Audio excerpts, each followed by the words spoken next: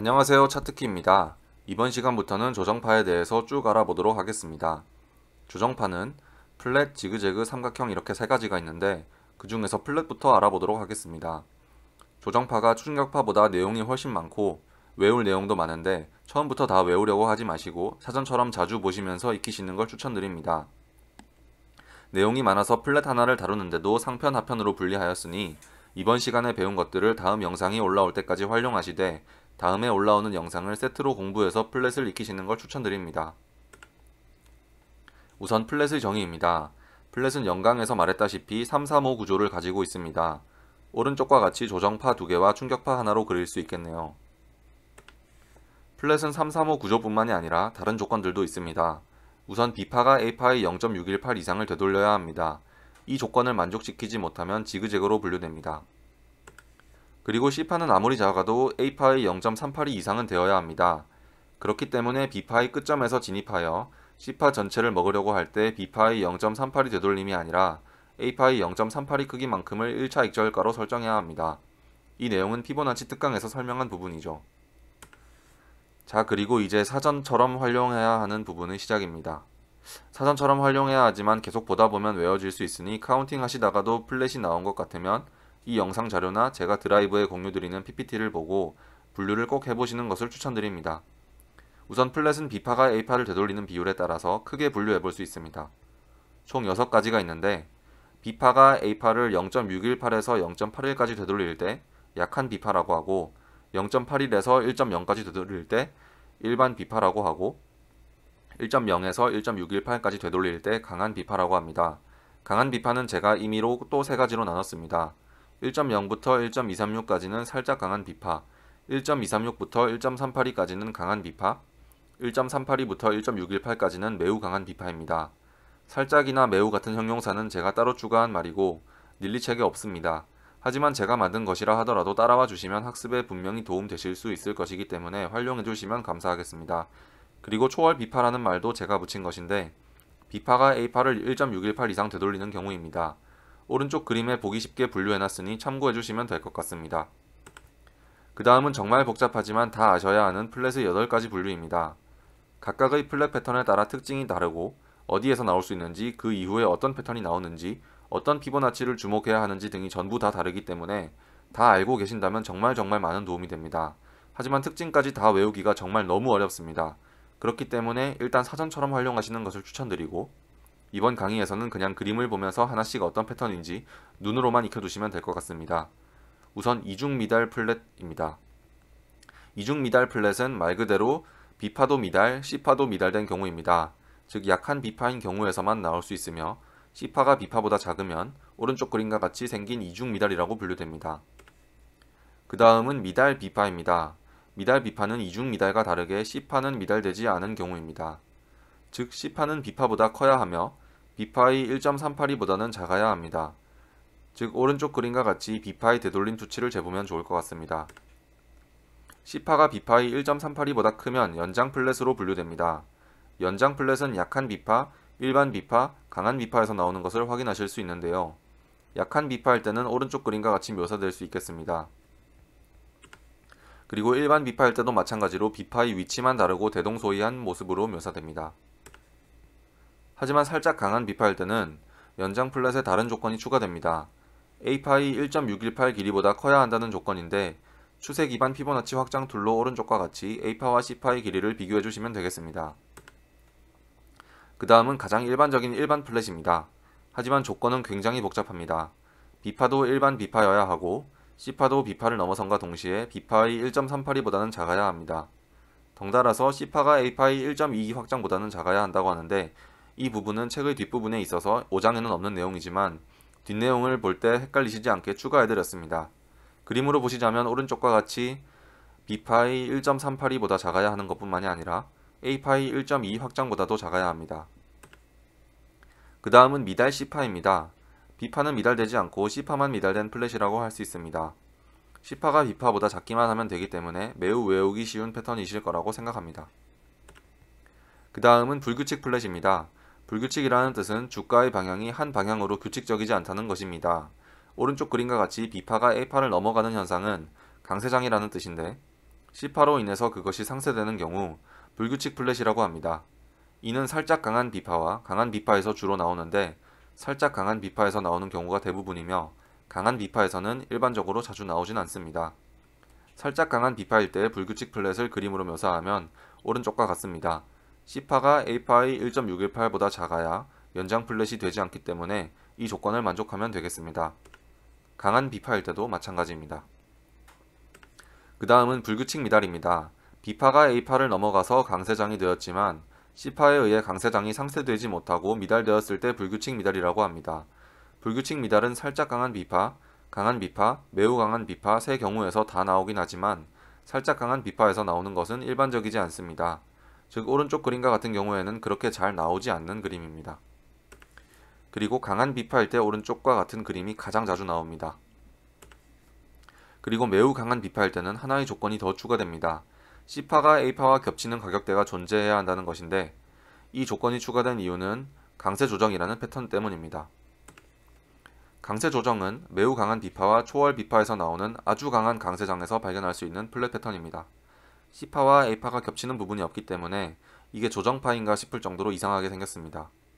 하지만 2파로 굉장히 많이 나온다고 하기에 1파의 고점을 카운팅할 때 신경 써서 하셔야 할 것 같습니다. 오른쪽 그림은 매우 강한 B파일 때 강세 조정을 표현한 것입니다. 그리고 초월 B파일 때도 강세 조정을 한번 표현해봤습니다. 거의 임펄스의 일부가 아닐까 생각될 정도네요. 자, 이제 드디어 플랫 패턴 분류가 모두 끝났습니다. 이 다음부터는 릴리에 의해 개발된 내용이 많기 때문에 편하게 들어주시면 되겠습니다. 우선 플랫에 적용할 수 있는 추세선과 채널입니다. 플랫의 시작점과 B 종점을 이어서 OB 추세선을 그립니다. 그 이후 OB 추세선이 돌파되었다면 C파가 종료되었다고 판단하는 방법인데요. C파가 터미널 패턴이라면 예외적으로 C파가 진행되는 도중에도 OB 추세선이 뚫릴 수 있다고 합니다. 그리고 C파가 형성된 기간보다 짧은 기간 내에 OB 추세선과 C파를 다 되돌려야 한다고 합니다. 하지만 복합 조정이 나오거나 B파가 A파를 매우 크게 되돌리는 경우에는 OB 추세선이 반대 방향으로 생겨나 버리기 때문에 이런 경우에서는 예외입니다. 이런 시간론 부분들은 실제로 백테스트 해보시고 사용하셔야 합니다. 아직까지는 제가 백테스트 해본 바가 없기 때문에 믿거나 말거나입니다. 그 다음은 플랫 패턴에서 자주 나오는 피보나치 비율입니다. 물론 이 비율 외에도 다른 비율들이 나올 수 있지만 그냥 이런 것들이 나오는구나 라고 생각하고 봐주시면 되겠습니다. 우선 약한 B파는 B파가 A파의 0.618과 0.811 사이라고 했는데 이때 나올 수 있는 피보나치 비율은 당연히 0.618밖에 없겠죠. 물론 0.618을 형성하지 않고 0.786 등을 형성할 수도 있습니다. 그리고 C파도 B파의 0.618일 수 있습니다. 그러면 C파는 A파의 0.382 크기가 되고 이중 미달이 되겠죠. 0.618이 두 번 곱해졌으니까요. 오른쪽 그림에서 이 상황을 묘사하고 있습니다. 그리고 이중 미달일 때 C파가 B파의 0.618이 아니라 A파의 0.618일 수도 있는데 이때는 오른쪽 그림과 같은 조금은 더 C파가 길게 나오는 이중 미달이 형성되겠네요. 그 다음은 일반 B파인 경우입니다. 일반 B파가 나오면 C파가 A파와 0.382, 0.618, 1.0, 1.618, 2.618 등의 비율을 이룰 수 있다고 하는데요. 그 중에서 0.382가 나오는 미달 C 패턴은 굉장히 드물다고 합니다. 0.618이 나오는 미달 C 패턴이 가장 흔한 미달 C 패턴이고 1.0이 가장 일반적인 플랫이겠죠. 1.618을 넘어가는 연장 플랫일 때는 피보나치 비율을 이루고 있을 확률이 적지만 만약에 피보나치 비율을 이루고 있다면 1.618이나 2.618을 이루고 있다고 합니다. 그 다음은 강한 B파입니다. 강한 B파일 때 C파는 A파의 0.618, 1.0, 1.618인 경우가 많다고 합니다. 특히 매우 강한 B파일 때 불규칙 미달 패턴에서 1.0 비율이 자주 나온다고 하네요. 마지막으로 플랫의 시간론입니다. 각 부분에 시간 비율도 있다고 생각하는 이론인데 이게 정말 맞는지는 스스로 백테스트 해보셔야 할 것 같습니다. 우선 C파가 터미널인 경우에는 A파와 B파가 비슷한 시간이 걸리고 C파가 그 2배의 시간이 걸린다고 합니다. 그리고 일반적인 경우에는 B파가 A파와 C파를 더한 길이만큼 제일 길다고 하고 각 파동 사이에는 0.382, 0.5, 0.618, 1.0, 1.618, 2.618 등의 비율이 존재할 수 있다고 합니다. 이 역시 믿거나 말거나이니까 실제로 사용해보고 싶으신 분들은 본인이 직접 이론을 개발해 나가시기 바랍니다. 자, 그럼 여러분들의 이해를 돕기 위한 실전 매매 예제를 3가지 들고 와봤습니다. 그중 첫 번째는 최근 비트코인 차트입니다.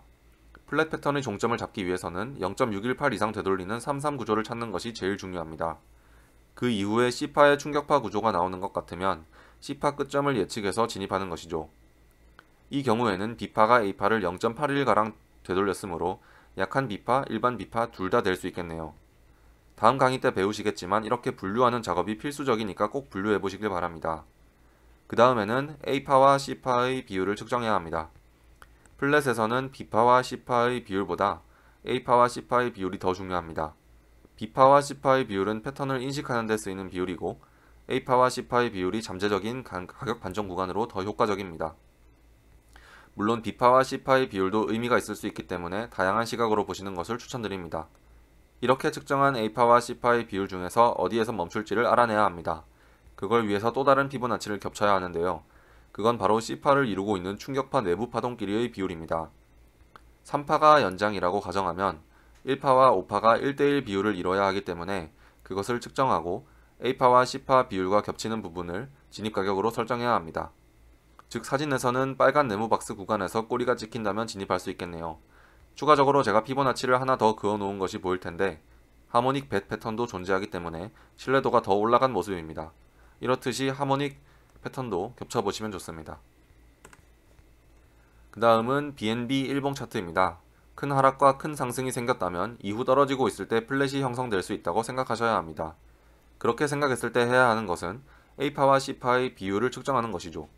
그리고 C파가 어디서 멈출지 알 수 없기 때문에 C파의 구조를 확인해야 합니다. C파가 추세 충격파인지 터미널 충격파인지 확인을 하시면 될 것 같고 이 경우에는 1파 연장 터미널로 진행되고 있었습니다. 그렇기 때문에 3파와 5파의 피보나치 비율이 중요할 확률이 높고 실제로 0.618과 큰 플랫의 A파, C파 1대1 비율이 정확히 겹치는 것을 확인하실 수 있습니다. 정확히 진입가를 알 수 있었고 손절 라인은 1.0 너머에 있는 1.13이나 너무 멀다면 1.0과 1.13의 사이쯤에도 둘 수 있을 것 같습니다. 마지막으로 이더리움 차트 일봉입니다. 최근의 상승을 카운팅하면 플랫이 존재한다는 것을 확인하실 수 있을 겁니다. A의 0.618을 살짝 넘게 되돌리는 약한 B파가 나왔고 약한 B파는 또 더 작은 1대1 일반 플랫으로 세분화됩니다. 여기까지 발견했으면 해야 하는 것은 B파 내부의 C파 끝점을 잡아서 상승을 먹는 것이겠죠. 하지만 이미 상승을 놓쳤고 쇼타점을 잡고 싶은 상황이라면 A파와 C파의 비율을 재야 합니다. 0.618, 1.0, 1.618 등이 중요할 것이기 때문에 그 부분들을 주시해야 합니다. 하지만 C파를 조건에 맞게 카운팅하지 못하겠는 분들도 있을 것입니다. 그럴 때는 앞의 더 큰 파동에 대한 되돌림을 체크하시고 겹치는 게 있다면 그 부분을 주시하시면 될 것 같습니다. 이 경우에서는 앞파동의 0.786 피보나치 되돌림과 A파와 C파 1.618 비율이 겹쳐 가격이 살짝 반전되었습니다. 숏을 진입했다고 하더라도 X파가 출현할 가능성이 있고 이 상승이 지그재그의 A파일 가능성이 있기 때문에 플랫 전체의 0.38이 되돌림 수준에서 1차 익절을 하시는 것을 추천드립니다. 만약에 A파와 C파의 0.618 비율 혹은 1대1 비율에서 진입하셨다고 하더라도 자세히 보시면 가격 움직임은 분명히 나왔습니다.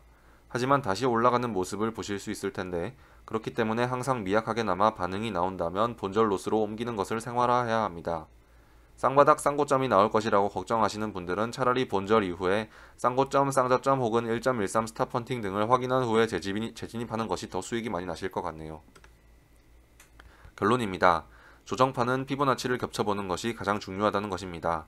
이 부분은 자주 하시면 익숙해지실 거니까 조급해하지 마시고 천천히 연습하시면 실력이 느실 거라고 확신합니다. 다음 시간에는 오늘 알아본 8가지 플랫 패턴 각각에 대해 더 자세히 알아보도록 하겠습니다.